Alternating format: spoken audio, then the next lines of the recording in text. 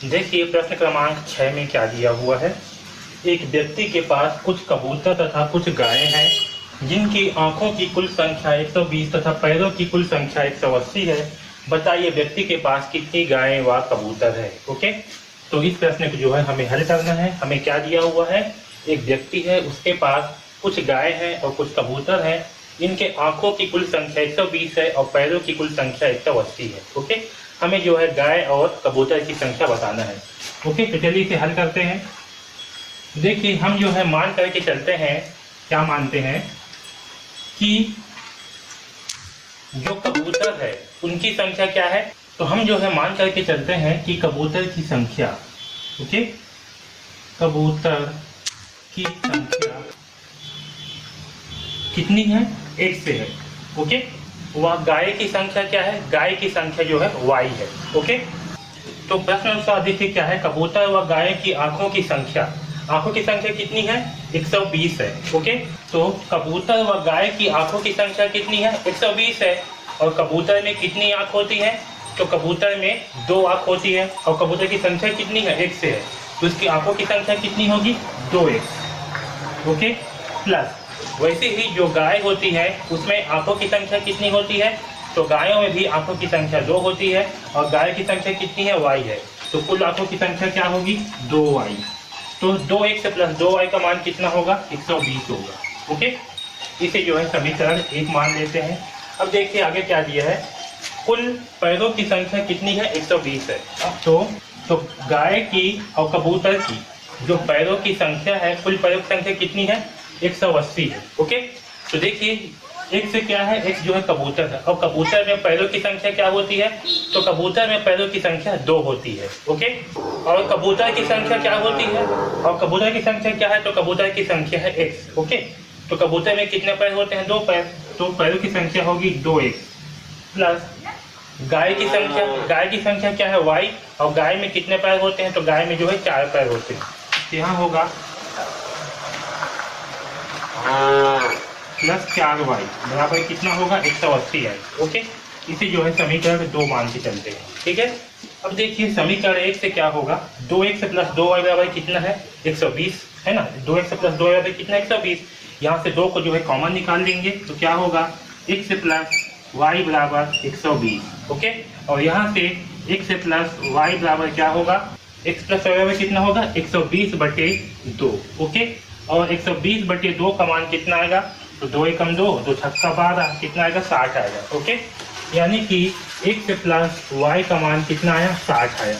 ठीक है, अब देखिए ठीक, तो यहाँ पास क्या हुआ, x प्लस y का मान जो है हमें 60 प्राप्त हुआ है। ओके, अब देखिए समीकरण 2 को अगर हम हल करते हैं, समीकरण 2 से, ठीक है, इसे मैं समीकरण 3 मान लेता हूँ। अब देखिए समीकरण 2 में क्या है, 2x प्लस 4y, क्या दिया है, 2x प्लस 4y बराबर 180 है। ओके, तो 2x प्लस 4y है, यहाँ से हम क्या कर सकते हैं, 2 को कॉमन निकाल सकते हैं। तो 2 को जब यहाँ से कॉमन निकालेंगे तो क्या प्राप्त होगा, यहाँ पास हमें x प्राप्त होगा और यहाँ पास 2y, क्योंकि जब 2 यहाँ से बाहर आएगा तो यहाँ पास क्या बचेगा, 2 बचेगा, क्योंकि 4 है तो, है ना। तो 2y बराबर 180 है। यहाँ समझ में आया, नहीं आया तो देखिए कैसे होगा, 2 into X plus 2 into Y होगा, इस तरह से होगा। अब यहाँ से क्या करेंगे, 2 को कॉमन निकाल लेंगे, तो जब ये 2 जो है बाहर आ जाएगा तो यहाँ क्या बचेगा, यहाँ बचेगा x प्लस यहाँ 2 इंटू वाई, तो 2y। ओके, इस प्रकार से यहाँ पास क्या आएगा, 2 into X plus 2y। Okay, अब देखिए यहाँ पास क्या करेंगे, 2 की तरफ पक्षांतर कर देंगे तो क्या होगा, 180/2, और यहाँ से 2 एकम 2 और 2 निया 18 है, लेकिन 90 प्राप्त होगा। ओके, तो x प्लस 2y बराबर कितना होगा, 90। ठीक है, इसे जो है हम समीकरण 4 मान लेते हैं। तो समीकरण 3 और 4 को अगर हल करेंगे, समीकरण 3 व 4 से, ओके, तो इसे जो है अगर हम घटाएंगे तो देखिए हमें क्या प्राप्त होगा। तो हम समीकरण 4 में से 3 को जो है घटाएंगे तो देखिए क्या प्राप्त होगा। तो जब घटाएंगे तो क्या होगा, जो नीचे की संख्या उसके चिन्ह जो है चेंज हो जाएंगे, यहाँ हो जाएगा माइनस, यहाँ भी होगा माइनस, यहाँ होगा माइनस। ओके, तो x में से x घटाएंगे तो क्या प्राप्त होगा, हमें 0 यानी कि कट जाएगा। 2y में से 1y घटाएंगे तो क्या प्राप्त होगा, हमें y बराबर 90 में से घटाएंगे 60 तो क्या मिलेगा, हमें 30। ओके, तो y का मान हमें क्या प्राप्त होगा, तो y का मान जो है हमें 30 प्राप्त होगा। ठीक है, तो y बराबर कितना हुआ, y बराबर जो है 30 प्राप्त होगा। ओके, अब जो है मैं यहाँ पास को मिटा रहा हूँ, थोड़ा सा है ना, जगह कमी है तो ठीक। तो देखिए y का मान कितना है, y का मान जो है हमें 30 प्राप्त हुआ है। इस y के मान को समीकरण 1 में रख देते हैं, तो समीकरण 3 में रख देते हैं। तो x प्लस y बराबर क्या दिया हुआ है 60। ओके, और y का मान कितना है, y का मान है 30, तो y की जगह पे रख देते हैं 30 बराबर 60। तो x का मान क्या होगा 60 माइनस 30, 30 के जगह पक्ष आंसर आएगा तो क्या प्राप्त होगा हमें -30, तो 60 माइनस 30, तो x का मान भी कितना आएगा 30 आएगा। ओके, यानी कि अब देखिए कबूतर की संख्या क्या है, x है, और x का मान कितना है 30, यानी कि कबूतर की संख्या क्या होगी, तो कबूतर की संख्या होगी 30 और गाय की संख्या होगी कितना, तो गाय की संख्या क्या है, गाय की संख्या है y, और y का मान कितना है, y का मान है 30। ओके, तो कबूतर की संख्या भी होगी 30 और गाय की संख्या भी होगी 30। ओके, तो व्यक्ति के पास कितनी गाय और कबूतर है, तो व्यक्ति के पास जो है 30 कबूतर है और 30 गाय है। ओके, तो इस प्रकार से जो है इस प्रश्न क्रमांक 6 को हम हल करेंगे। ठीक है, देखिए प्रश्न क्रमांक 7 में क्या दिया हुआ है, इसे जो है हल करते हैं। तो एक थैले में 50 पैसे और 25 पैसे के कुल 94 सिक्के हैं। यदि थैले में कुल 29.50 रुपये है, तब बताइए कि थैले में 25 पैसे और 50 पैसे के सिक्कों की संख्या कितनी है। ओके, तो प्रश्न में क्या दिया, एक थैला है, उसमें जो है 50 पैसे और 25 पैसे के कुल 94 सिक्के हैं, और उन सिक्कों का मूल्य कितना दिया हुआ है हमें 29.50 रुपये। तो हमें जो है ये बताना है कि सिक्कों की संख्या में 50 पैसे और 25 पैसे के कितने सिक्के हैं। ओके, तो चलिए इसे जो है हल करते हैं। देखिए हम जो है सबसे पहले मान करके चलते हैं, क्या मानते हैं कि थैले में 50 पैसे के कितने सिक्के हैं, x सिक्के। ओके, माना 50 पैसे के सिक्कों की संख्या, 50 पैसे के सिक्कों की संख्या, तो 50 पैसे के सिक्कों की संख्या कितनी है, इसे हम x से मान लेते हैं। ओके, और 25 पैसे के सिक्कों की संख्या को y मान लेते हैं। ओके, तो हमने क्या माना, 50 पैसे के सिक्कों की संख्या को x और 25 पैसे के सिक्कों की संख्या को y। ओके, अब देखिए प्रश्न के अनुसार क्या होगा, तो प्रश्न अनुसार क्या दिया है हमें, कुल 94 सिक्के हैं। यदि थैले में कुल 29.50 रुपये है और थैले में कुल कितना है 29.50 रुपये। ओके, तो सबसे पहला प्रश्न में क्या दिया है कि थैले में 50 पैसे और 50 पैसे और 25 पैसे के कुल 94 सिक्के हैं। ओके, तो प्रश्नानुसार यहाँ लिख देता हूँ प्रथम सर्व, है ना, तो आपको समझ में आएगा, यानी कि पहला कंडीशन के हिसाब से, पहला कंडीशन के हिसाब से क्या है, सिक्कों की कुल संख्या कितनी है 94, तो 50 पैसों के सिक्कों की संख्या कितनी है, यानी कि 50 पैसे, यानी कि पहला शब्द के अनुसार क्या होगा, 50 पैसे के कुल सिक्के प्लस 25 पैसे के सिक्के, दोनों का योग कितना होगा 94। ओके, तो 50 पैसे के सिक्कों की संख्या कितनी है x, तो लिखते हैं x, प्लस 25 पैसे के सिक्कों की संख्या कितनी है y, यहाँ होगा y बराबर 94। ओके, इसे जो है समीकरण 1 मान करके चलते हैं। ओके, अब देखिए प्रश्नानुसार दूसरा शर्त में क्या दिया हुआ है, यदि थैले में कुल 29.50 रुपये है। अब क्या बोला है कि थैले में कुल कितने रुपए है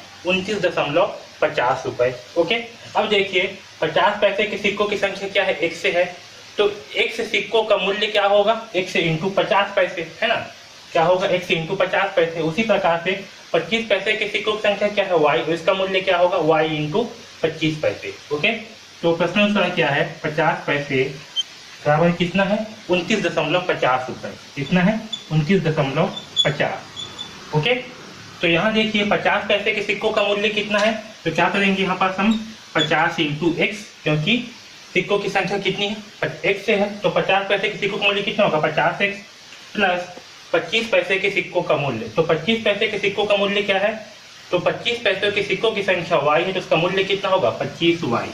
ओके, बराबर इन दोनों का योग कितना है 29.50 रुपये। ओके, यहाँ कर देते हैं 29.50 रुपये। ओके, अब देखिए ये जो 50x से है 25x से है, यहाँ से हम क्या कर सकते हैं, यहाँ से जो है हम 25 को बाहर निकाल सकते हैं, क्योंकि अगर यहाँ पर 2 इंटू 50 करेंगे इंटू x, है ना, सॉरी 2 इंटू 25 करेंगे अगर यहाँ पास, तो हमें क्या प्राप्त होगा 50। यहाँ से 25 जो है बाहर आ जाएगा, यहाँ से 25 जो है बाहर आ जाएगा। ओके, तो यहाँ से अगर 25 को बाहर निकालेंगे तो क्या होगा, यहाँ पास 2x से बचेगा, प्लस यहाँ से 25 जो है बाहर आ जाएगा, बराबर 29.50। अब देखिए यहाँ पर सबसे इंपॉर्टेंट ध्यान दो कि जो 29.50 है ये क्या है आपका रुपए में है, ये क्या है आपका रुपए में है, किसमें है रुपए में, ठीक है। और बाकी जो 50x है क्या है आपका पैसे में है, ये 25x क्या है आपका पैसे है, 25 क्या है पैसे है, ठीक है। तो इसे भी हम क्या करते हैं, पहले जो है पैसे में कन्वर्ट कर देते हैं। ओके, तो देखिए क्योंकि 1 रुपये बराबर कितने होते हैं 100 पैसा। ओके, इसलिए 29.50 रुपये बराबर क्या होगा, तो 29.50 इंटू 100, ठीक है। और जब 100 से गुणा करेंगे तो पहले क्या करेंगे, जो एक संख्या है एक का गुणा जो है इन सभी के साथ कर लेंगे, तो एक का गुणा जब इन सभी से होगा तो क्या प्राप्त होगा हमें 29.50, इसके आगे जो है 2 जीरो लगा देंगे। ओके, अब देखिए ये जो ऊपर का जो गुणा है इसमें दशमलव कितनी संख्या के बाद लगा हुआ है, इसमें दशमलव जो है 2 अंकों के बाद लगा हुआ है, इसलिए आंसर में भी क्या होगा दशमलव जो है 2 अंकों के बाद में लगेगा, ठीक है।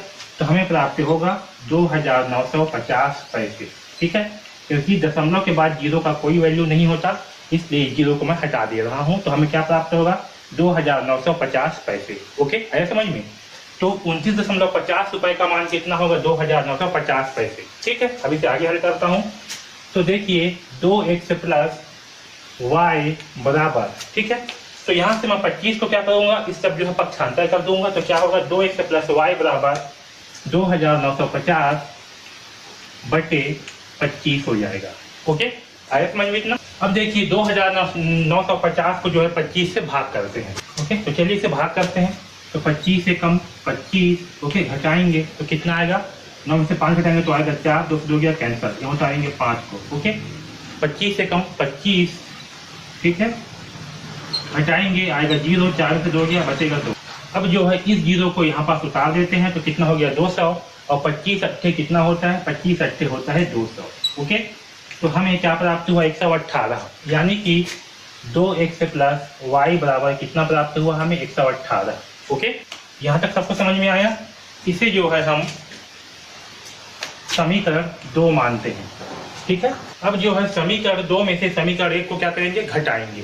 तो देखिए समीकरण 2 क्या है, 2x प्लस y बराबर 118, और समीकरण 1 कितना है, तो समीकरण 1 है x प्लस y बराबर 94। ओके, x प्लस y बराबर 94 से जो है घटाते हैं। ओके, तो 2x में से 1x को घटाएंगे तो क्या प्राप्त होगा हमें x, और ये हो जाएगा माइनस, ये भी होगा माइनस, और y में से y घटाएंगे तो क्या प्राप्त होगा हमें 0, है ना, ये दोनों जो है कट जाएंगे। और 118 में से घटाएंगे 94, तो 8 में से गया 4, तो क्या बचेगा 4 बचेगा, और 11 में से 9 घटाएंगे तो कितना बचेगा 2 बचेगा। ओके, यानी कि x का मान क्या प्राप्त हुआ हमें, x का मान जो है 24 प्राप्त हुआ। ओके, अब इस x के मान को जो है समीकरण 1 में रख देते हैं। तो x का मान समीकरण 1 में रखने पर, ओके, तो समीकरण 1 में रखने पर क्या होगा, देखिए x प्लस y बराबर कितना है 94, x प्लस y बराबर 94, और x का मान कितना है 24, यहाँ रखते हैं 24 प्लस y बराबर 94, तो y का मान क्या प्राप्त होगा 94 माइनस 24। ओके, तो देखिए कितना आएगा, 4 में से 4 गया 0, 8, 9 में से 2 गया तो आएगा 7। तो हमें जो है y का मान प्राप्त हुआ 70, ठीक है। y का मान कितना आया, तो y का मान आया 70, ठीक है। अब देखिए x क्या है, तो 50 पैसे के सिक्कों की संख्या क्या है x, तो इसकी संख्या क्या है, x की संख्या 24, यानी कि 50 पैसे के सिक्कों की संख्या क्या होगी 24, और 25 पैसे के सिक्कों की संख्या क्या है y, और y का मान कितना है 70। तो 25 पैसे के सिक्कों की संख्या क्या होगी 70 होगी, ठीक है। मैं इसे आंसर पे नहीं लिख रहा हूँ, फिर जगह नहीं है, आप इसे आंसर में लिख लीजिए, ठीक है। 50 पैसे के सिक्कों की संख्या होगी 24, और 25 पैसे के सिक्कों की संख्या होगी 70। ओके, तो इस प्रकार से जो है प्रश्न क्रमांक 7 को हल करेंगे। ओके, अब चलिए यहाँ पास 8वां प्रश्न देखिए क्या दिया हुआ है, दो संख्याओं का योग 25 तथा उनके व्युत्क्रमों का योग 1/4 है, संख्याएं ज्ञात कीजिए। ओके, तो चलिए इसे हल करते हैं। क्या दिया है, दो संख्याओं का योगफल क्या है 25, तो हम मान करके चलते हैं, क्या मानते हैं कि पहली संख्या, ओके, पहली संख्या क्या मान लेते हैं, पहली संख्या जो है x से मान लेते हैं और दूसरी संख्या को y मान लेते हैं, और दूसरी संख्या इसे मान लेते हैं y। ओके, तो दो संख्याओं का योग कितना है 25 है, यानी कि पहली संख्या और दूसरी संख्या का योग कितना होगा 25।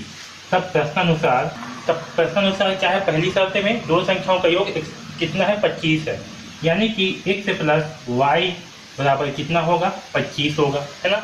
इसे जो है समीकरण 1 मान के चलते हैं। ठीक है, अब देखिए उनके, अब जो है दूसरी शर्त को देखते हैं प्रश्नानुसार, तो उनकी व्युत्क्रमों का योग कितना है 1/4। तो x का व्युत्क्रम क्या होगा, x का व्युत्क्रम होता है 1/x। ओके, यानी कि 1/x प्लस और y का व्युत्क्रम होगा 1/y। ठीक है, इन दोनों का योग कितना है 1/4 है, तो यहाँ कर देते हैं 1/4। ओके, इसे हल करते हैं तो x और y का लघुत्तम कितना आएगा, x और y का लघुत्तम आएगा xy। ओके, और xy को x से भाग करेंगे तो क्या प्राप्त होगा, x से x हो गया कैंसिल, तो हमें y प्राप्त होगा, यानी कि ये जो एक है इसके साथ में किसका गुणा होगा, y का गुणा होगा। तो यहाँ पर जो है y का गुणा करते हैं, तो y इंटू 1 का मान कितना होगा y। ओके, बीच में प्लस है। अब यहाँ देखिए ये जो x y है इसे y से भाग करेंगे। ओके, x y को y से भाग, तो क्या होगा y से y हो जाएगा कैंसिल, बचेगा x, इस x का गुणा होगा इस 1 के साथ में। ओके, यहाँ गुणा होगा x का, तो 1 इंटू x का मान कितना होगा x से होगा। ठीक है, तो यहाँ देखिए यहाँ क्या हुआ, y प्लस x बटे x से y बराबर 1/4 होगा। ठीक है, अब देखिए अब इसका जो है हम तिर्यक गुणा करते हैं, तो यहाँ पास क्या होगा 4 का गुणा जो है इस उपाय के साथ में होगा और x का गुणा जो है इस 1 के साथ में होगा। तो जब 4 का गुणा इससे होगा तो क्या होगा 4 यहाँ पास होगा y प्लस x बराबर 1 इंटू एक्स वाई। ओके, ऐसे होगा, क्या होगा 4 इंटू वाई प्लस एक्स बराबर 1 इंटू एक्स वाई। ठीक है, अब देखिए जो x प्लस वाई है, और यहाँ देखिए x प्लस वाई का मान कितना है 25 है, समीकरण 1 से। तो ये जो x प्लस वाई है इसके स्थान पे हम क्या लिखेंगे 25, तो यहाँ होगा 4 इंटू 25 बराबर 1 इंटू एक्स वाई का मान क्या होगा एक्स वाई होगा। ठीक है, यहाँ कोष्टक में लिख देता हूँ समीकरण 1 से, है ना, तो आपको समझ में आ जाएगा। ठीक है, तो 4 इंटू 25 का मान कितना आएगा 25 चौक 100, तो 100 बराबर होगा एक्स वाई, यानी कि एक्स वाई का मान कितना आएगा 100। इसे जो है समीकरण 2 मान के चलते हैं। अब देखिए सबसे इम्पोर्टेंट यहाँ पास हमें जो है एक सारे समीकरण का उपयोग करना पड़ेगा। वो सारे समीकरण क्या है, x माइनस वाई का वर्ग बराबर क्या होता है x प्लस वाई का वर्ग माइनस 4xy। ठीक है, इस तरह समीकरण को आपको याद रखना पड़ेगा, हमें जो है इस तरह समीकरण का उपयोग करना पड़ेगा। ठीक है, क्या होता है तरह समीकरण में x माइनस वाई का वर्ग बराबर x प्लस वाई का वर्ग माइनस 4xy। ओके, अब इस तरह समीकरण में क्या हम क्या करेंगे, समीकरण 1 से और 2 से जो है मान रखेंगे। ओके, तो इस तरह समीकरण में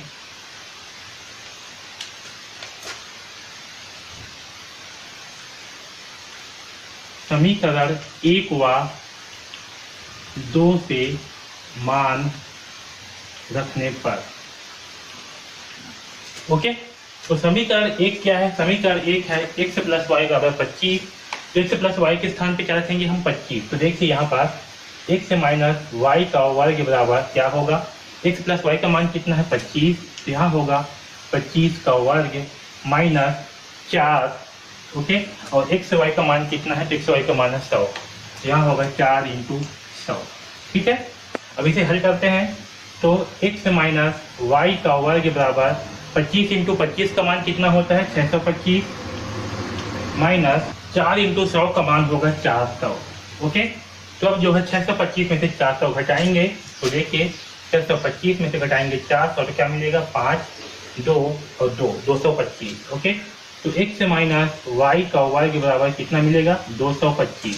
ठीक है, अब देखिए यहाँ से x माइनस वाई का मान निकालते हैं, तो क्या होगा वर्ग जो है जब इस तरफ आएगा तो क्या हो जाएगा, ये वर्ग मूल में चेंज हो जाएगा, वर्ग मूल 225। तो वर्ग मूल 225 का मान क्या होगा, तो चलिए इसका जो है अभाज्य गुणनखंड निकाल लेते हैं 225 का। तो देखिए ये जो है किससे जाएगा, तो 4 5 4 9 है, तो 9 ये जो है 3 से जाएगा, है ना, 3 7 से 21, एक आएगा 3 पंचे 15। ठीक है, फिर 3 से जाएगा 3 दूनी 6, 3 पंचे 15, अब 5 से जाएगा 5 पंचे 25, 5 एकम 5। ओके, तो देखिए 5 तिया 15, 5 तिया 15, इसे हम क्या लिख सकते हैं, इसे हम लिखेंगे 225 के स्थान पर 3 इंटू 3 इंटू 5 इंटू 5। ओके, ऐसे लिखेंगे। तो यहाँ पे क्या होगा, 3 3 का जोड़ी बन रहा है, 5 का जोड़ी बन रहा है, तो दोनों क्या होंगे, बाहर आ जाएंगे। तो x माइनस वाई बराबर होगा 3 इंटू 5 यानी कि 15। तो x माइनस वाई का मान क्या प्राप्त होगा हमें, 15। इसे जो है समीकरण 3 मानते हैं। ओके, अब जो है यहाँ पास को मैं मिटा रहा हूँ। ओके, ऊपर को। तो देखिए यहाँ पर जो है समीकरण 1 और 3 से जो है अगर हम हल करते हैं, यहाँ लिख रहा हूँ मैं, समीकरण 1 व 3 को जोड़ने पर, ओके, क्या करेंगे, जोड़ेंगे। तो चलिए जोड़ते हैं। समीकरण 1 कितना है, x प्लस वाई बराबर 25, और समीकरण 3 कितना है, x माइनस वाई बराबर 15। तो चलिए इसे जो है जोड़ते हैं। तो x से क्या होगा, 2x, y से y क्या होगा, एक प्लस वाई एक माइनस वाई, दोनों हो जाएंगे कैंसल। और 25 और 15 क्या होगा, 5 5 10 के शून्य हासिल आएगा, 1 2 1 3 1 4, तो होगा 40। यानी कि 2x बराबर कितना प्राप्त हुआ, 40। यहाँ लिख रहा हूँ 2x बराबर जो है हमें 40 प्राप्त हुआ। तो x बराबर क्या प्राप्त होगा, 40/2। ओके, तो 2 एकम 2, 2 दूनी 4 यानी कि 20। तो x का मान आएगा 20। ठीक है, x का मान कितना प्राप्त होगा, तो x का मान जो है हमें 20 प्राप्त होगा। ठीक है, अब देखिए x का मान 20 प्राप्त हुआ, तो इस मान को क्या करते हैं, समीकरण 1 में रख देते हैं। तो समीकरण 1 यहाँ लिख रहा हूँ मैं, समीकरण 1 में x का मान रखने पर, तो समीकरण 1 क्या है, x प्लस वाई बराबर 25। तो x प्लस वाई बराबर क्या है, 25 है। x का मान कितना है, 20 है। तो x का मान रख देते हैं 20 प्लस वाई बराबर 25। ओके, तो y का मान क्या होगा, y बराबर होगा 25 माइनस 20 यानी कि y बराबर होगा 5। ओके, अतः अभीष्ट संख्या क्या होंगी, x बराबर 20 और y बराबर 5 होगा। ओके, तो इस प्रकार से जो है हम प्रश्न क्रमांक 8 को हल करेंगे। ठीक है, आया समझ में। देखिए क्या दिया है, प्रश्न क्रमांक 9, दो संख्याओं का अंतर 14 तथा उसके वर्गों का अंतर 448 है, संख्याएं ज्ञात कीजिए। ठीक है, हमें क्या दिया है, दो संख्याओं का अंतर दिया है 14 है, और उनके वर्गों का अंतर कितना है, 448 है। वो संख्याएं क्या है हमें ज्ञात करनी है। हम मान करके चलते हैं कि पहली संख्या जो है 1 से है। ओके, माना पहली संख्या, इसे हम क्या मान लेते हैं, x से है, और दूसरी संख्या को मान लेते हैं y। दूसरी संख्या y है। ओके, अब देखिए पहली शर्त क्या है, प्रश्नानुसार दोनों का अंतर कितना है, 14 है। यानी कि x माइनस वाई का मान कितना होगा, 14 होगा। ओके, इसे जो है समीकरण 1 मान लेते हैं। अब दूसरा को जो है देखते हैं, दूसरा कंडीशन। ठीक है, दूसरी शर्त प्रश्नानुसार, दूसरी शर्त क्या दिया हुआ है, उनके वर्गों का अंतर। तो x का वर्ग क्या होगा, x का वर्ग होगा x का वर्ग, y का वर्ग क्या होगा, y का वर्ग, और इनका अंतर, इनके अंतर कितना है, अंतर है 448। कितना है, 448। ओके, अब यहाँ पर भी जो है हमें एक सर्व समीकरण का उपयोग करना पड़ेगा। वो सर्व समीकरण क्या है, तो देखिए ध्यान दीजिए, सर्व समीकरण, ये सर्व समीकरण मतलब क्या है, जो फार्मूले हैं, है ना, क्या है फार्मूले को कोई ध्यान मत रखना। सर्व समीकरण x माइनस वाई, एक्स का वर्ग माइनस वाई का वर्ग, इसका फार्मूला क्या होता है, x प्लस वाई और x माइनस वाई। ओके, इसका मान क्या होता है, x का वर्ग माइनस वाई का वर्ग का मान x प्लस वाई, वाई और x माइनस वाई होता है। ठीक है, इसमें समीकरण 1 व 2 का मान रखने पर, ओके,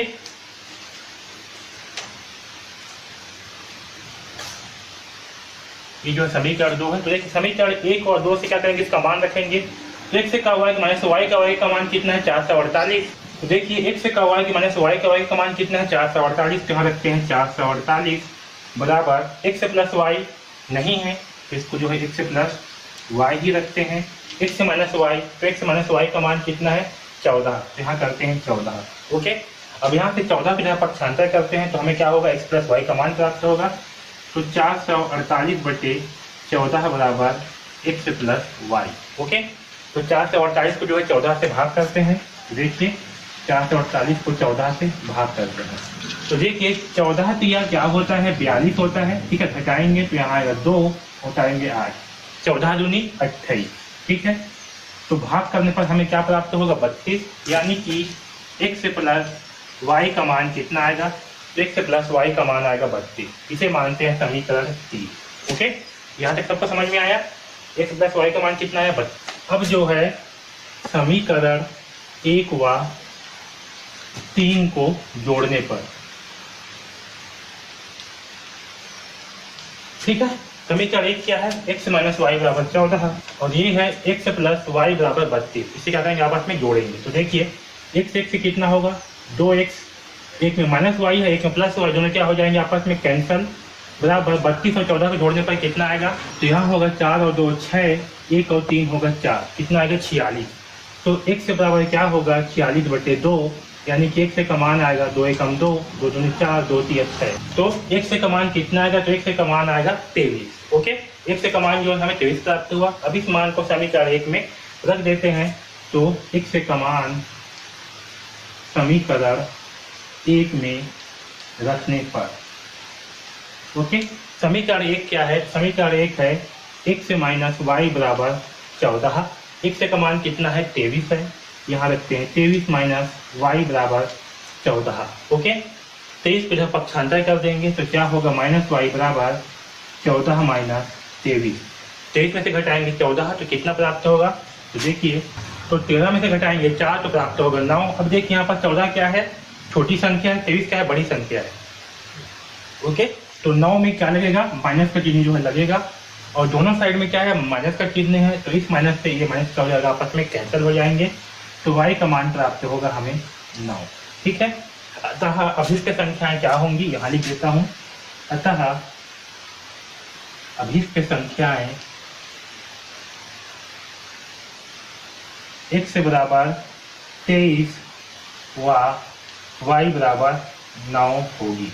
ठीक है, ऐसे समझ में। तो संख्याएं क्या है, वो संख्याएं जो है x का मान 23 होगा और y का मान 9 होगी। ठीक है, तो वो संख्याएं याद कीजिए। तो संख्याएं क्या है, 23 और 9 है। ठीक है, इस प्रकार से जो है प्रश्न क्रमांक 9 को हल करेंगे। ओके, चलिए अब जो है प्रश्न क्रमांक 10 को हल करते हैं। देखिए क्या दिया है, दो संख्याओं का गुणनफल 45 तथा उनका योग 14 है, संख्याएं ज्ञात कीजिए। ओके, हमें क्या करनी है, दो संख्याओं का गुणनफल दिया है 45, उनका योग 14 दिया है, वो संख्या क्या है ज्ञात करनी है।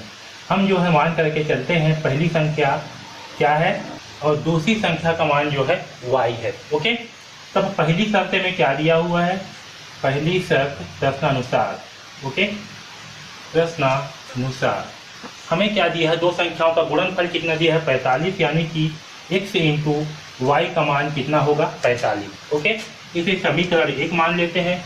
और दूसरा कंडीशन क्या दिया हुआ है, दूसरी शर्त, तथा उनका योग कितना है, 14, यानी कि x प्लस वाई का मान कितना होगा, 14 होगा। इसे जो है समीकरण 2 मान लेते हैं। ओके, अब देखिए एक सर्व समीकरण है, यानी कि फार्मूला है सर्व समीकरण क्या है, x माइनस वाई का वर्ग बराबर क्या होता है, x प्लस वाई का वर्ग माइनस 4 इंटू एक्स वाई। ठीक है, इसमें जो है समीकरण 1 और 2 से मान रख देंगे। ठीक है, इसमें समीकरण 1 व 2 से मान रखने पर, ओके, इसमें क्या करेंगे, समीकरण 1 व 2 से मान रखने पर मान जो है रख देंगे। तो देखिए समीकरण 1 में क्या है, x इंटू वाई का मान 45 और x प्लस वाई का मान क्या है, 14। ओके, तो यहाँ से हमें x माइनस वाई का वर्ग बराबर क्या प्राप्त होगा, x प्लस वाई का मान कितना है, 14। तो यहाँ रखते हैं 14, तो यहाँ पर x प्लस वाई का वर्ग है, यानी कि 14 का वर्ग माइनस 4 इंटू एक्स वाई का मान कितना है, तो एक्स वाई का मान है 45, तो यहाँ होगा 4 इंटू 45। ओके, अब देखिए यहाँ से x माइनस वाई का वर्ग बराबर, तो देखिए 14 का वर्ग का मान कितना होगा, 14 इंटू 14 करने पर हमें 196 प्राप्त होगा। 14 का वर्ग हमें क्या प्राप्त होगा, 14 इंटू 14 करने पर हमें जो 196 प्राप्त होगा। तो यहाँ लिखेंगे 14 का वर्ग का मान 196 माइनस 45 चौक कितना होता है, तो 45 दूनी होता है 90 और 90 दूनी 180, तो 45 चौक होगा 180। ओके, तो देखिए यहाँ पास से हमें x माइनस वाई का वर्ग बराबर क्या प्राप्त होगा, 196 में से घटाएंगे 180 तो कितना प्राप्त होगा हमें 16। ओके, यानी कि x माइनस वाई बराबर क्या होगा, वर्गमूल 16 होगा। इस 16 को हम क्या लिख सकते हैं, 16 को हम लिख सकते हैं 4 × 4, है ना। तो 4 क्या होगा, यहाँ से बाहर आ जाएगा, यानी कि x माइनस वाई का मान कितना आएगा, हमें 4 प्राप्त होगा। इसे जो है समीकरण 3 मान लेते हैं। अब देखिए समीकरण 1 में क्या है, समीकरण 2 में क्या है, x प्लस वाई बराबर 14 और समीकरण 3 में क्या है, x माइनस वाई बराबर 4। तो समीकरण 1 और 2 को क्या, समीकरण 2 और 3 को क्या करेंगे, जोड़ेंगे। ठीक है, तो हम जो है समीकरण 2 और 3 को क्या करेंगे, आपस में जोड़ेंगे। तो चलिए जोड़ते हैं। समीकरण 1 कितना, सॉरी 2 कितना, x प्लस वाई बराबर 14 लिखते हैं, x प्लस वाई बराबर 14 और समीकरण 3 कितना है, x माइनस वाई बराबर 4। ओके, इसे जोड़ देते हैं। तो देखिए यहाँ पर जोड़ने पर क्या होगा, x से कितना होगा, तो x से होगा 2x, y और y क्या होगा, एक प्लस वाई है, एक माइनस वाई, दोनों क्या हो जाएंगे आपस में कैंसल, और 14 और 4 कितना होगा 18। ओके, यानी कि यहाँ से अगर x का मान निकालें तो क्या होगा 18/2, तो x का मान होगा 2 एकम 2, 2 × 18, तो x का मान आएगा 9। ठीक है, अब इस x के मान को समीकरण 1 में रख देते हैं। तो यहाँ लिख रहा हूँ मैं, x का मान समीकरण 1 में रखने पर, ओके, समीकरण 1 कितना है, x प्लस वाई बराबर 14 है ना, x प्लस वाई बराबर 14 है, x का मान कितना है 9 है, तो x के स्थान पर रखेंगे 9 प्लस वाई बराबर 14। ओके, अब 9 के जगह पक्षांतर कर देंगे तो क्या होगा, y बराबर 14 माइनस 9, यानी कि y का मान आएगा 14 में से 9 घटाएंगे तो क्या बचेगा 5, तो y का मान आएगा 5। ठीक है, इस प्रकार से अभीष्ट संख्याएं क्या होंगी, तो अतः अभीष्ट संख्या x बराबर 9 व y बराबर 5 होगी। ठीक है, आया समझ में, और ये जो है हमारा आंसर है। ठीक, तो इस प्रकार से हम प्रश्न क्रमांक 10 को हल करेंगे। ठीक है, यहाँ x का मान आएगा 9 और y का मान आएगा 5। इस प्रकार से प्रश्न क्रमांक 10 को हल करेंगे। ठीक है, अब देखिए 11वां प्रश्न में क्या दिया हुआ है, 5 वर्ष से पूर्व मेरी आयु मेरे पुत्र की आयु की तिगुनी थी। क्या बोल रहा है कि 5 वर्ष से पूर्व मेरी आयु मेरे पुत्र की आयु की 3 गुनी थी। ओके, 10 वर्ष के पश्चात मेरी आयु मेरे पुत्र की आयु की दुगनी हो जाएगी। और क्या बोल रहा है कि अभी से 10 वर्ष के पश्चात मेरी आयु मेरे पुत्र की आयु की दुगनी हो जाएगी। ओके, मेरी और मेरे पुत्र की वर्तमान आयु ज्ञात कीजिए। तो हमें क्या करना है, उसकी और उसके पुत्र की वर्तमान आयु ज्ञात करनी है। ओके, तो चलिए इसमें भी हम क्या करते हैं, मान लेते हैं, क्या मानते हैं कि मेरी आयु, ठीक है, मेरी आयु को क्या मान लेते हैं, वर्तमान में जो है, वर्तमान में मेरी आयु क्या है, तो वर्तमान में मेरी आयु को क्या मान लेते हैं, x से मान लेते हैं। ओके, और वर्तमान में पुत्र की आयु, ठीक है, वर्तमान में पुत्र की आयु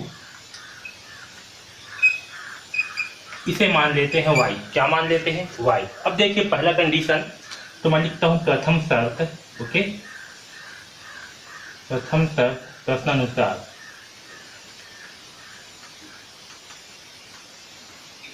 तो पहला शर्त क्या है प्रश्न के अनुसार, 5 वर्ष से पूर्व मेरी आयु पुत्र की आयु की तिगुनी थी। ओके, तो 5 वर्ष से पूर्व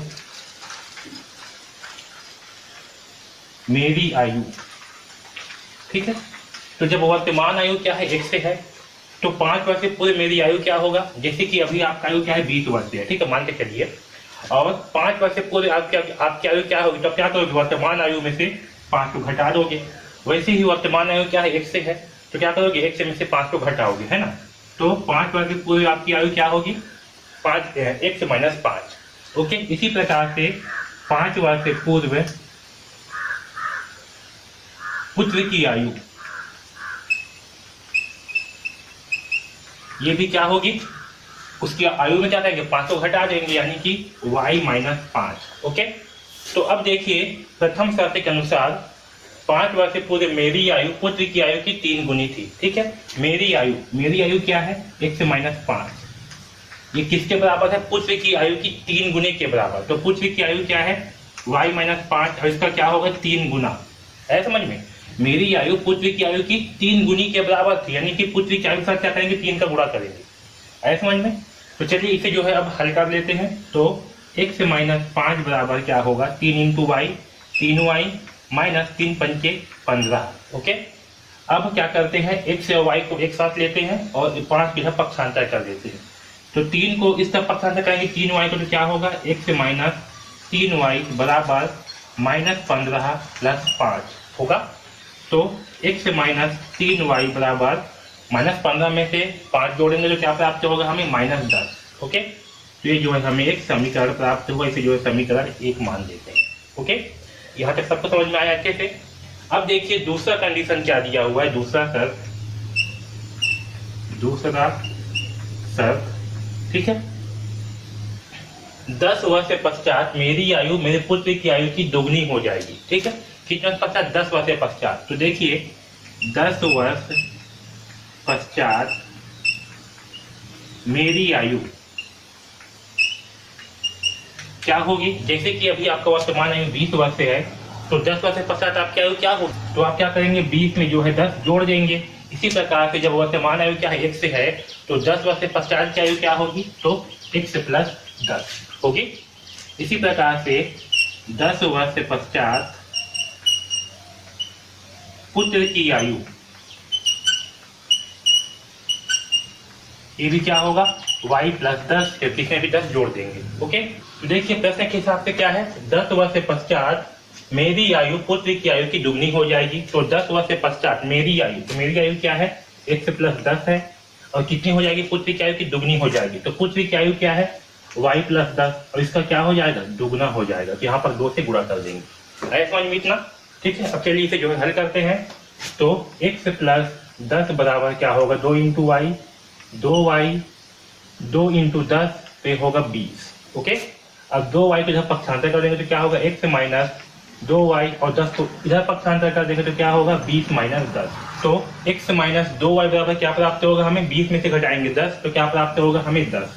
ओके, अब देखिए इसे जो है हम समीकरण 2 मान लेते हैं। ओके, अब क्या करते हैं समीकरण 1 में समीकरण 2 को घटा देते हैं। ओके, समीकरण 1 में समीकरण 2 को घटाने पर, ओके, देखिए समीकरण 1 क्या है, x माइनस 3y बराबर माइनस 10, और समीकरण 2 क्या है, तो x माइनस 2y बराबर 10। इसे क्या करेंगे हम घटाएंगे तो नीचे वाली जो संख्या है उससे क्या होगा चिन्ह जो चेंज हो जाएगा, यहाँ जाएगा ऋण, यहाँ जाएगा धन, यहाँ हो जाएगा ऋण।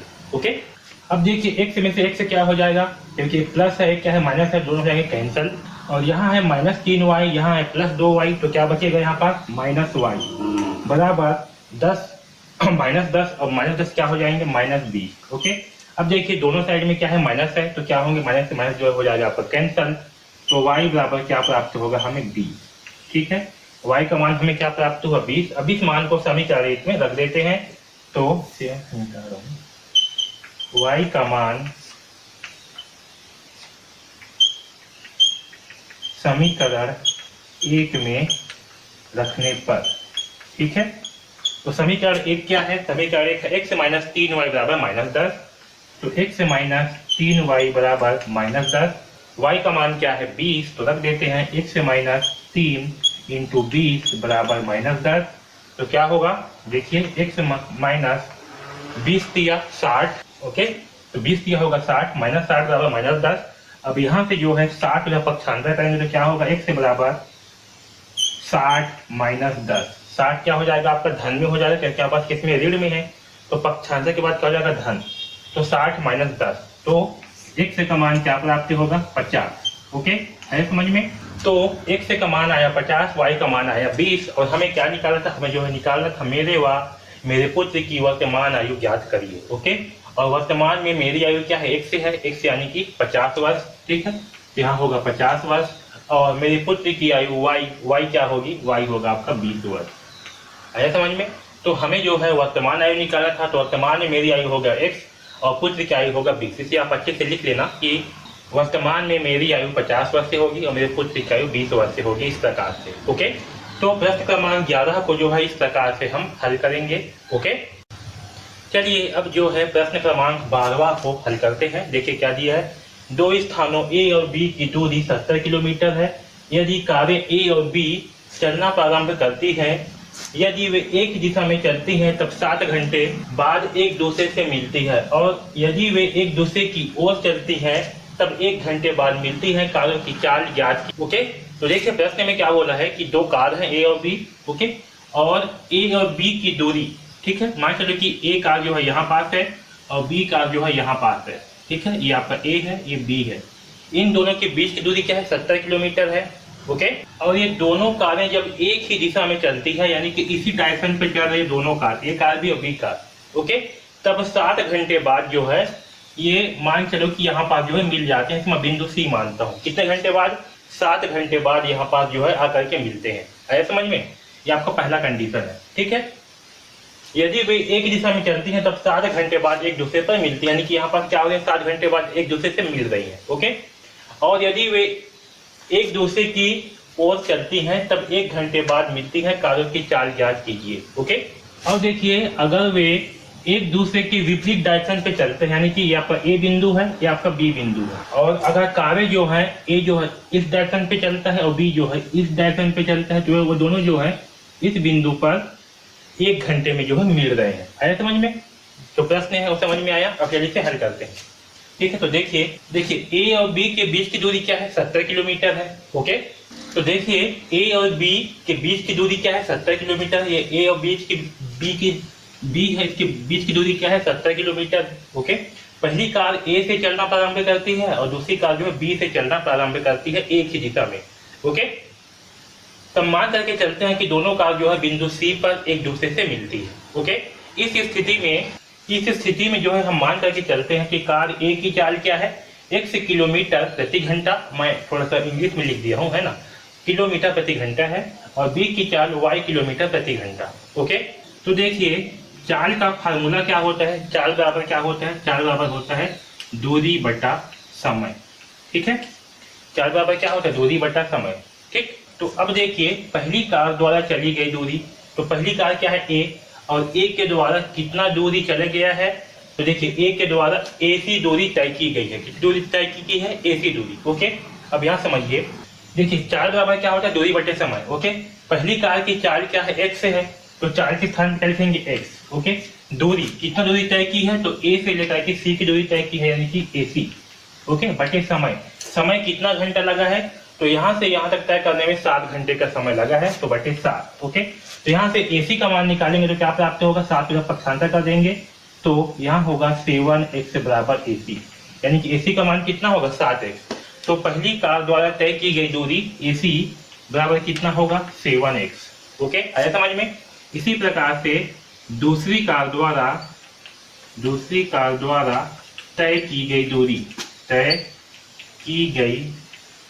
दूरी, अब देखो दूसरी कार कहाँ से स्टार्ट हो रही है, बी से, और इसके द्वारा जो तय की गई दूरी क्या है, सी तक होगी, यानी कि BC होगी। ओके, अब देखिए चाल, तो दूसरी कार की चाल क्या है, y किलोमीटर, तो यहाँ हो जाएगा y बराबर दूरी कितना है, BC, तो यहाँ होगा BC, और समय कितना लगा है, 7 घंटा, तो यहाँ भी क्या होगा, 7y बराबर BC।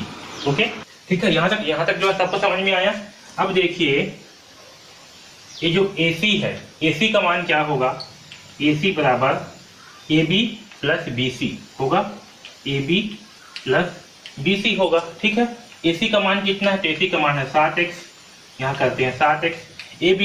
AB का मान कितना है, देखिए AB का मान कितना है, 70 है ना, क्योंकि 70 किलोमीटर क्या है, दोनों के बीच में डिस्टेंस है, तो AB का मान कितना है, 70, यहाँ होगा 70 प्लस BC का मान कितना है, तो BC का मान है 7y। ओके, यहाँ तक सबको समझ में आया। अब देखिए यहाँ से 7x, इस 7y को इस तरफ जो है पक्षांतर कर देंगे तो क्या होगा, -7y बराबर 70। ओके, अब यहाँ पर हल कर रहा हूँ, तो यहाँ क्या करेंगे, इन दोनों में से 7 को जो है कॉमन निकाल लेंगे, तो यहाँ बचेगा x माइनस y बराबर 70, और यहाँ से x माइनस y बराबर क्या होगा, 70 बटे 7, क्योंकि 7 को नीचे में पक्षांतर कर देंगे। ओके, तो 7 एकम 7, 7 दहम 70, तो यहाँ से x माइनस y बराबर क्या प्राप्त होगा, 10। ठीक, ऐसा समझ में, इसे जो है समीकरण 1 मान लेते हैं। ओके,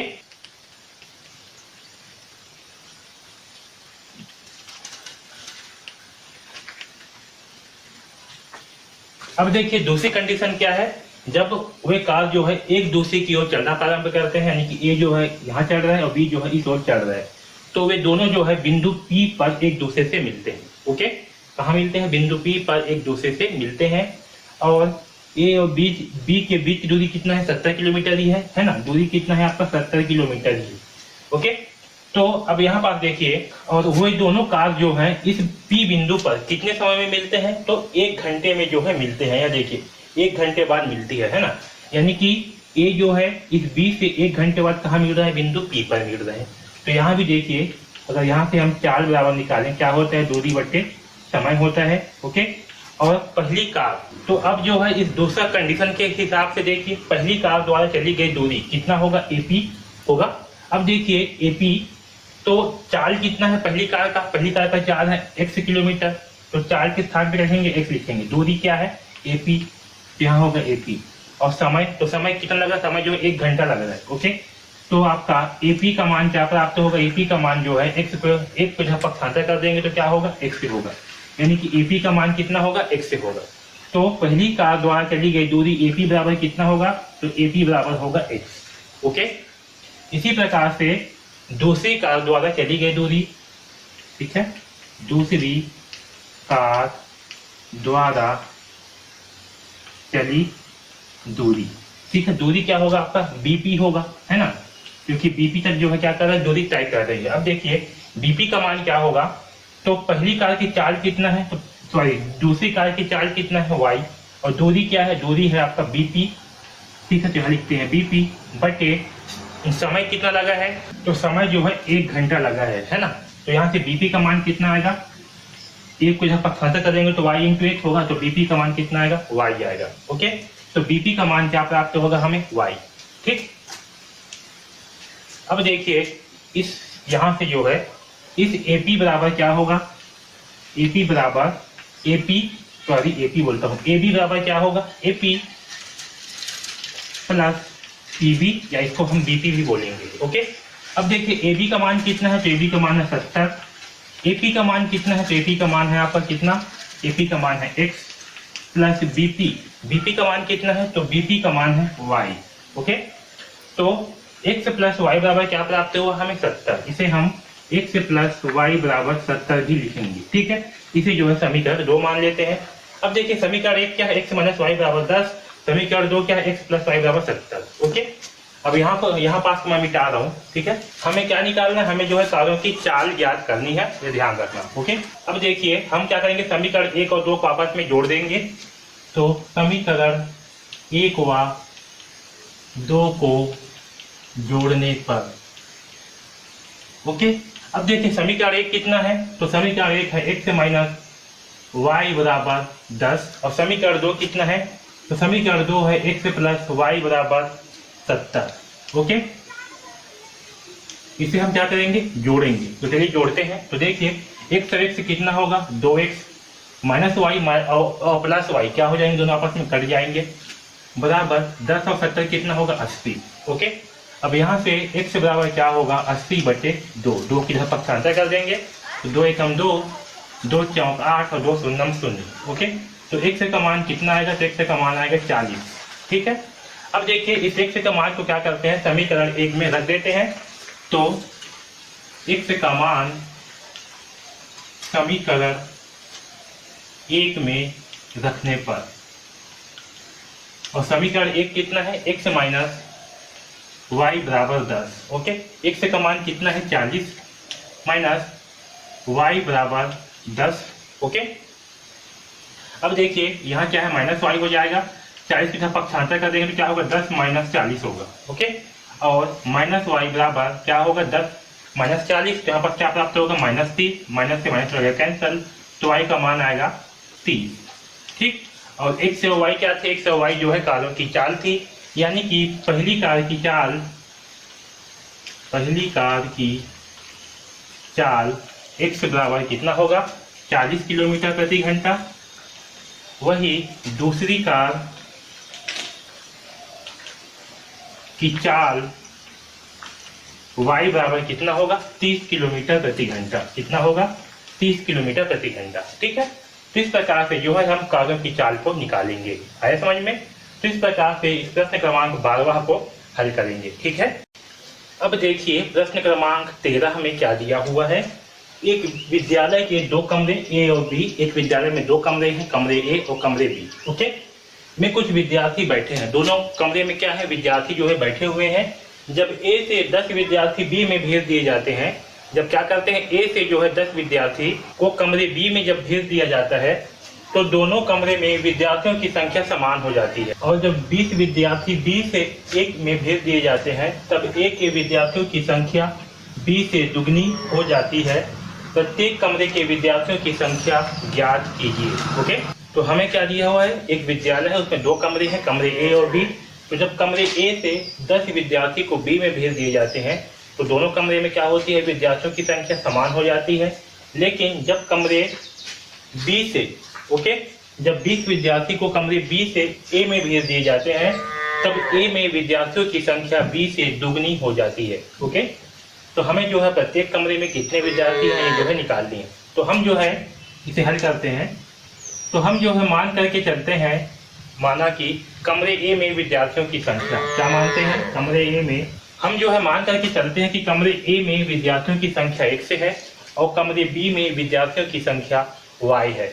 ओके, अब देखिए पहला कंडीशन के हिसाब से क्या है। पहला कंडीशन में जब 10 विद्यार्थियों को कमरे ए से बी में भेजा जाता है तब क्या होता है, दोनों कमरे में विद्यार्थियों की संख्या समान हो जाती है। ओके, तो यहाँ लिखता हूँ प्रथम शर्त। ओके, तो पहला शर्त क्या है, जब 10 विद्यार्थियों को कमरे ए से बी में भेजने पर, कमरे ए से बी में भेजने पर कमरे ए में विद्यार्थियों की संख्या, ओके, भेजने पर कमरे ए में विद्यार्थियों की संख्या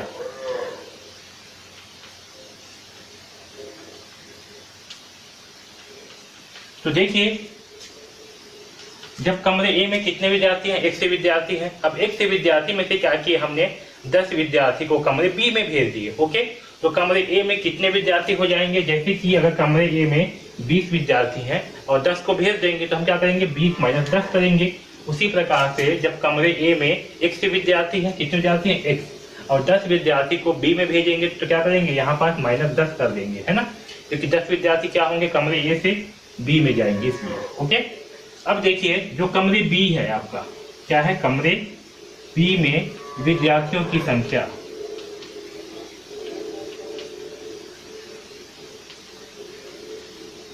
तो जब कमरे बी में 10 विद्यार्थी और जाएंगे, ठीक है, कमरे बी में कितने विद्यार्थी हैं, अभी y विद्यार्थी हैं, तो जब 10 विद्यार्थी और जाएंगे तो उसमें क्या होंगे, 10 को हम जोड़ देंगे, यानी कि y प्लस 10 विद्यार्थी हो जाएंगे।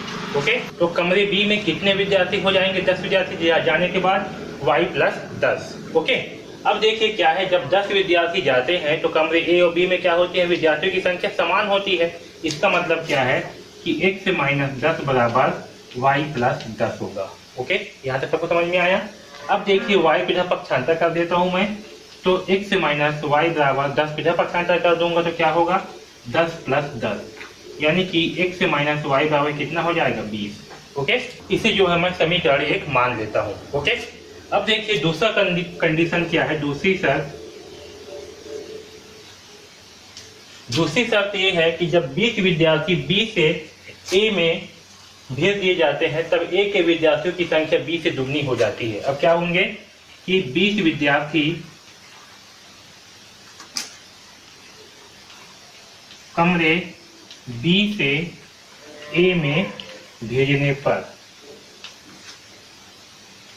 ओके, जब 20 विद्यार्थी को क्या कर रहे हैं हम, कमरे बी से ए में भेज रहे हैं, तब कमरे ए में विद्यार्थियों की संख्या।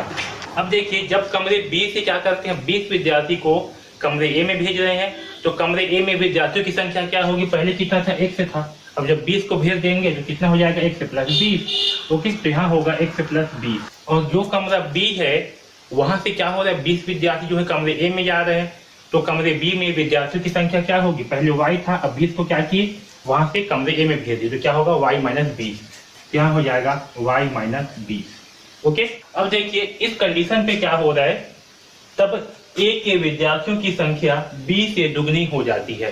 तो इस कंडीशन पे क्या हो रहा है, जो ए में विद्यार्थियों की संख्या है वो क्या होगा, बी से दुगनी होगा। तो बी से दुगनी यानी कि 2 इंटू बी। ठीक है, समझ में क्या हो रहा है, कमरे ए में विद्यार्थियों की संख्या कमरे बी में विद्यार्थियों की संख्या से दुगनी है, इसमें क्या होगा, 2 का गुणा होगा। आया समझ में। अब इसे हल करते हैं तो यहाँ पास होगा x प्लस 20 बराबर 2 into y 2y minus 2 into 20 40। Okay, अब y को y वाले पक्ष को इस साइड पक्षांतर करेंगे तो क्या होगा, x माइनस 2y और 20 को इधर पक्षांतर कर देंगे तो क्या होगा माइनस 40 माइनस 20 होगा। तो x माइनस 2y बराबर कितना होगा, माइनस 40 और माइनस 60, ये दोनों आपस में जुड़ेंगे और होगा माइनस 60। ओके, इसे जो है समीकरण 2 मान लेते हैं। ओके, तो देखिए समीकरण 1 क्या है, x माइनस y बराबर 20 और समीकरण 2 है x माइनस 2y बराबर माइनस 60। ओके, अब जो है समीकरण 1 में क्या करेंगे, समीकरण 2 को घटा देते हैं, तो चलिए घटाते हैं समीकरण 1। तो अब जो है समीकरण 1 में समीकरण 2 को घटा देते हैं। समीकरण 1 क्या है, x माइनस y बराबर 20, समीकरण 2 है x माइनस 2y बराबर माइनस 60। ओके, इसे क्या करें, घटाएंगे, तो घटाते हैं तो क्या होगा, जो नीचे की संख्या का चिन्ह जो है हो जाएगा, यहाँ धन है तो हो जाएगा ऋण, यहाँ ऋण है तो हो जाएगा धन, यहाँ ऋण है तो हो जाएगा धन। ओके, अब देखिए यहाँ धन x से है, यहाँ पर माइनस x से है, दोनों क्या हो जाएंगे कैंसल, यहाँ धन y है, यहाँ माइनस है, तो माइनस y में से प्लस 2y करेंगे तो हमें क्या प्राप्त होगा, y बराबर यहाँ होगा 20 प्लस 60, तो कितना होगा 20 और 60, 20 और 60 होगा 80। ठीक है, तो y का मान क्या प्राप्त हुआ, हमें 80 प्राप्त हुआ। ओके, अब मैं यहाँ पर को मिटा रहा हूँ। ओके, ऊपर को मिटा देता हूँ। ठीक है, देखिए y का मान कितना है, 80 है। अब इस y के मान को समीकरण 1 में रख देते हैं, तो y का मान समीकरण 1 में रखने पर समीकरण 1 क्या है, x माइनस वाई बराबर 20, समीकरण 1 है x माइनस वाई बराबर 20, x y का मान कितना है, y का मान है 80, तो यहाँ होगा x माइनस 80 बराबर 20। ओके, तो यहाँ से क्या होगा, x बराबर 80 को जब पक्षांतर करेंगे तो क्या हो जाएगा, 80 जो है यहाँ माइनस में है तो पक्षांतर के बाद जो है धन में हो जाएगा, यहाँ होगा 80 प्लस 20, यानी कि x बराबर क्या होगा, 100 होगा।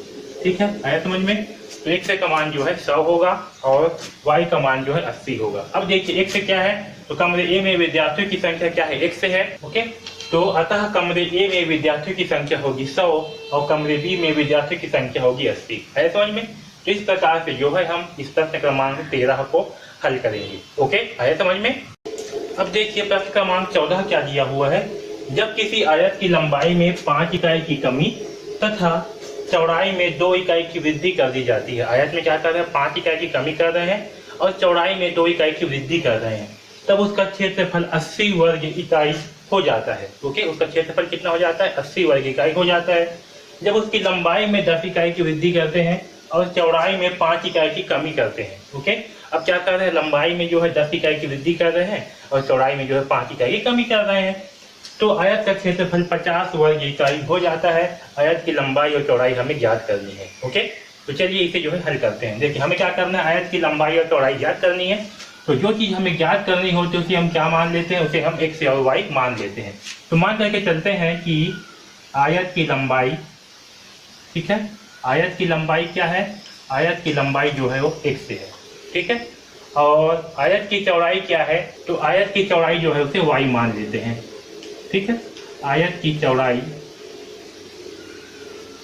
इसे जो है y मान लेते हैं। ओके, तब देखिए तब आयत का क्षेत्रफल क्या होगा, आयत का क्षेत्रफल बराबर होता है लंबाई इंटू चौड़ाई। ओके, क्या होता है, लंबाई इंटू चौड़ाई।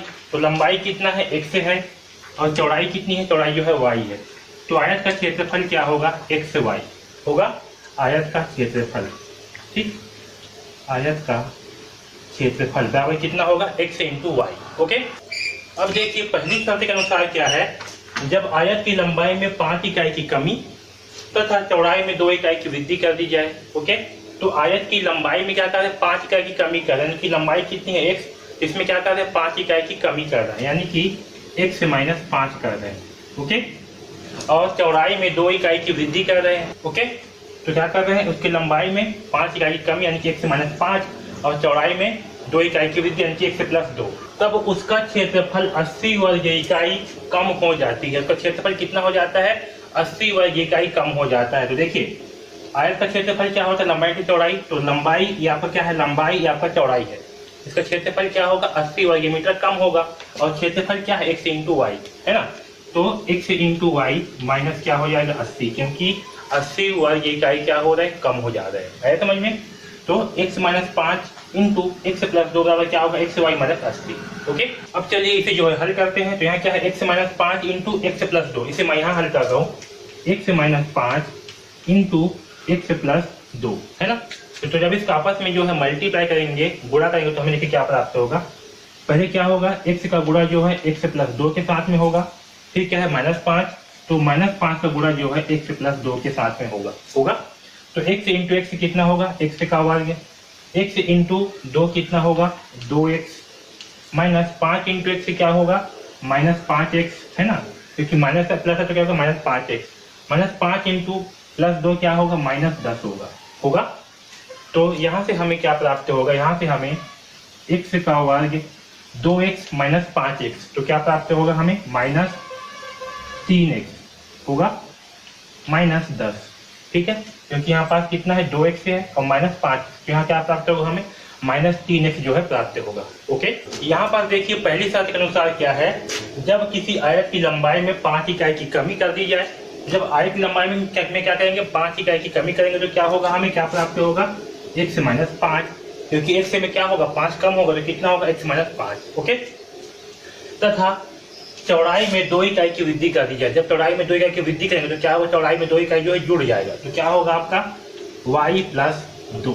ओके, तब उसका क्षेत्रफल 80 वर्ग इकाई कम हो जाती है। तब क्या होता है, इसका क्षेत्रफल जो है वो 80 वर्ग इकाई कम हो जाती है। तो देखिए ये क्या है लंबाई, ये क्या है चौड़ाई, तो आयत का क्षेत्रफल क्या होता है लंबाई इंटू चौड़ाई, तो लंबाई इंटू चौड़ाई बराबर क्या होगा x से y है ना। क्षेत्रफल कितना है x से y, लेकिन क्षेत्रफल में कितना कमी हो जा रहा है, 80 वर्ग इकाई की कमी हो रहा है, यानी कि x से y में क्या होगा 80 जो है कम हो जाएगा।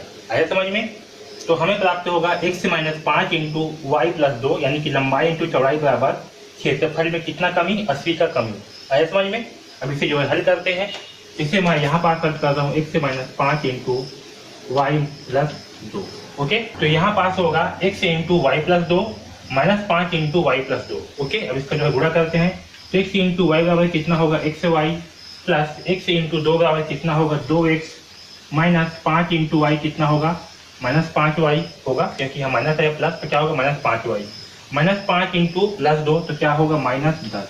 ठीक है, अब इसे जो है यहाँ पास लिख लेता हूँ मैं, तो यहाँ होगा xy plus 2x -5y -10। Okay, बराबर xy -80, क्या होगा xy -80 होगा। ठीक है, अब जो है इसे मैं इस तरफ पक्षांतर कर रहा हूँ xy को, और -10 को उस तरफ पक्षांतर कर रहा हूँ। ओके, चलिए अब जो है इसे क्या करते हैं, दोनों को इस साइड में पक्षांतर कर देते हैं। तो xy, और जब ये xy इस तरफ आएगा तो क्या हो जाएगा -xy होगा, प्लस 2x -5y, यहाँ पास है -10, और यहाँ क्या है -80 है, तो जब -80 जो है इस तरफ पक्षांतर होगा तो क्या हो जाएगा +80 बराबर 0। ओके, अब देखो यहाँ क्या है xy, यहाँ +xy है, यहाँ क्या है -xy, तो इससे क्या हम दोनों जो है कैंसिल हो जाएंगे। यहाँ पास क्या बचेगा, यहाँ बचेगा 2x -5y, और यहाँ देखिए यहाँ क्या है -10, यहाँ +80, तो जब 80 में से 10 घटाएंगे तो कितना बचेगा 70, तो होगा +70 बराबर 0। ओके, इसे जो है समीकरण 1 मान लेते हैं। ठीक है, आया समझ में यहाँ तक। अब देखिए दूसरा शर्त के अनुसार क्या है कि जब उसकी लंबाई में 10 इकाई की वृद्धि कर दी जाए, यानी कि लंबाई क्या है x है, इसमें क्या किया 10 का वृद्धि कर दी, और चौड़ाई में 5 इकाई की कमी कर देंगे। चौड़ाई क्या है y है, तो y में जो है 5 इकाई की कमी कर देंगे। ओके, तब क्षेत्रफल में क्या होता है 50 वर्ग इकाई की कमी हो जाता है, यानी कि क्षेत्रफल क्या है x से y, इसमें क्या होगा 50 की कमी हो जाएगा। ऐसे समझ में। तो अभी जो है इसे हल करते हैं तो x plus 10 into y minus 5। Okay, इसको जो है आपस में मल्टीप्लाई करते हैं तो x इंटू क्या होगा y माइनस 5 प्लस 10 इंटू क्या होगा y माइनस 5। ओके, अब देखिए x इंटू वाई क्या होगा x y minus x into minus 5 क्या होगा तो माइनस 5x होगा प्लस 10 इंटू वाई तो क्या होगा plus 10y minus 10 into minus 5 क्या होगा तो माइनस 50 होगा। ठीक है, आया समझ में। अब इसे जो है मैं यहाँ पर लिख लेता हूँ तो यहाँ होगा x y minus 5x plus 10y minus 50 बराबर एक्स वाई माइनस 50। ओके, यहाँ तक सबको समझ में आया। यहाँ पर देखिए थोड़ा सा मिस्टेक हुआ है। क्या मिस्टेक हुआ है, 5 इकाई की कमी कर दी जाती तो आयत का क्षेत्रफल 50 वर्ग इकाई बढ़ जाता है ना, क्या होता है बढ़ जाता है। ठीक है, पहला कंडीशन में क्या था कम हो जाता है, इसलिए यहाँ पर क्या किए माइनस किए। दूसरा में क्या है बढ़ जाता है, इसलिए क्या होगा यहाँ पास क्षेत्रफल में वृद्धि हो रहा है तो प्लस करेंगे। ठीक है, यहाँ थोड़ा सा मेरे से मिस्टेक हो गया था तो एक्स वाई प्लस क्या होगा 50 होगा। ठीक है, तो यहाँ भी क्या होगा आपका एक्स वाई प्लस 50 होगा। ठीक है, अब आया समझ में। अब जो है इसे इस तरफ पक्षांतर कर देंगे तो देखिए क्या प्राप्त होगा एक्स वाई, जब ये एक्स वाई जो है इस तरफ आएगा पक्षांतर होकर तो क्या हो जाएगा माइनस एक्स वाई होगा minus 5x plus 10y। Okay, और यहाँ क्या है माइनस 50, और जब ये 50 इस तरफ आएगा तो क्या हो जाएगा माइनस 50 बराबर 0। ओके, अब देखिए एक्स वाई क्या हो जाएगा कैंसिल, क्योंकि एक में धन है एक में ऋण है। तो हमें क्या प्राप्त होगा माइनस 5x प्लस 10y और माइनस 50 क्या हो जाएंगे मिल जाएगी माइनस 100 बराबर 0। ओके, इसे मान लेते हैं समीकरण 2। ओके, अब जो है समीकरण 1 व समीकरण 2 को हल करते हैं। 1 व समीकरण 2 को हल करने पर ठीक है, तो देखिए समीकरण 1 क्या है, समीकरण 1 है 2x minus 5y plus 70।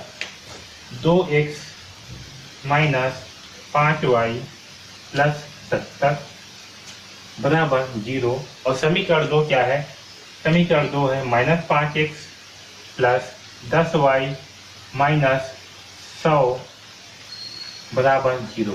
Okay, तो इसे जो है हम वज्र गुणन विधि की सहायता से हल करेंगे। किससे, वज्र गुणन विधि। ठीक है, तो चलिए इसे जो है हल करते हैं वज्र गुणन विधि से। इसमें क्या होती है x का बटे करेंगे और जब x वाले को बटा करेंगे तो क्या होगा इस y को लेंगे और इस वाले पक्ष को लेंगे। ठीक है, इन दोनों का आपस में क्या करेंगे तिर्यक गुणा करेंगे।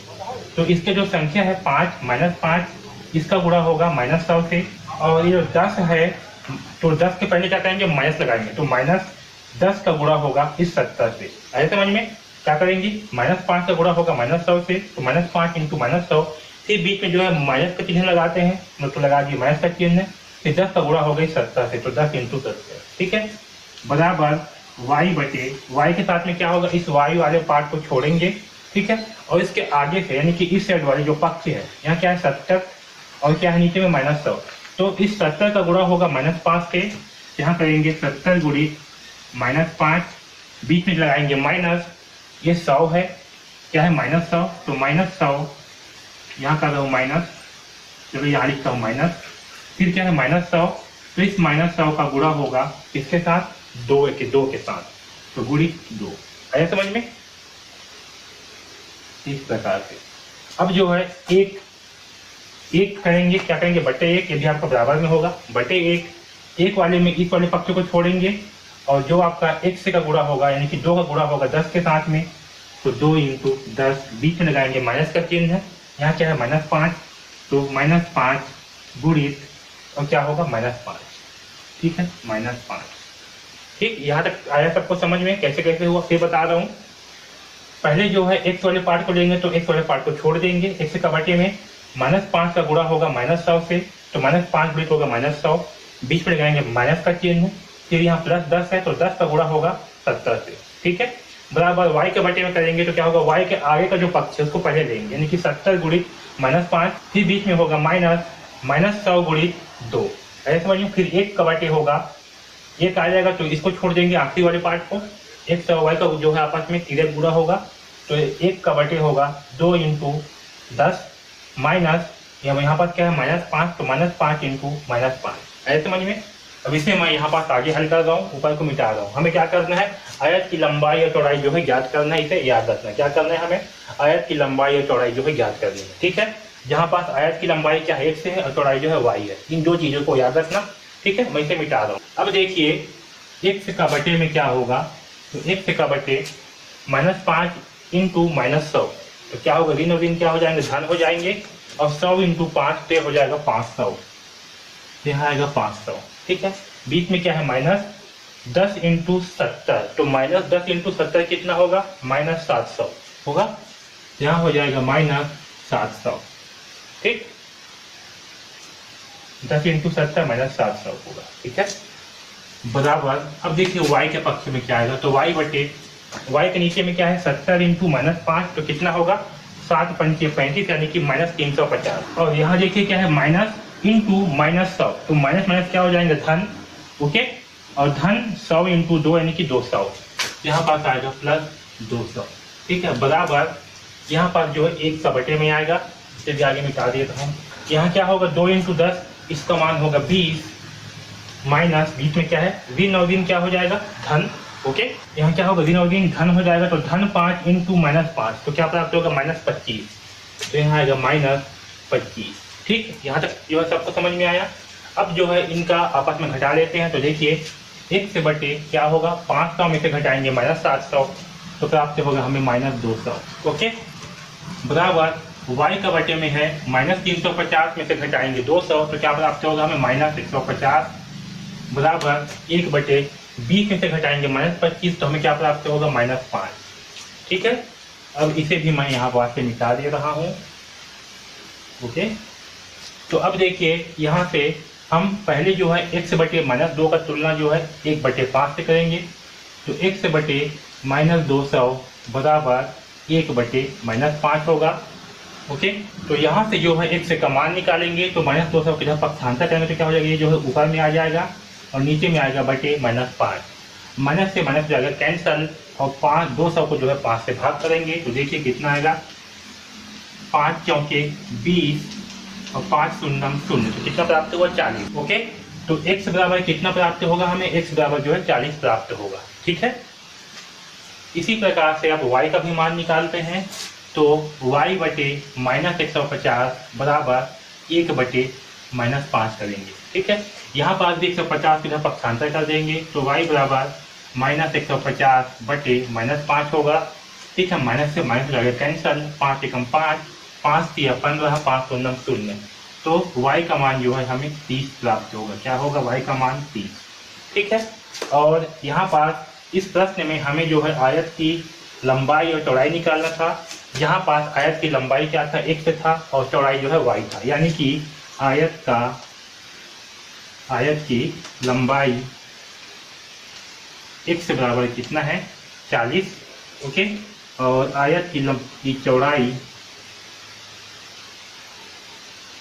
जो कि y था वो कितना होगा, 30 होगा। आया समझ में। तो इस प्रकार से जो है हम इस प्रश्न क्रमांक 14 को हल करेंगे। ओके, क्योंकि हमें इस प्रश्न में जो है आयत की कोई इकाई नहीं दिया हुआ है कि वो जो है सेंटीमीटर या मीटर में, इससे क्या करेंगे, लंबाई में यहाँ पर 40 इकाई लिख देंगे, वैसे ही चौड़ाई में भी 30 इकाई जो है लिख देंगे। ठीक है, तो आयत की लंबाई होगा 40 इकाई और चौड़ाई होगा 30 इकाई। ठीक है, इस प्रकार से जो है इस प्रश्न क्रमांक को हम हल करेंगे। ओके।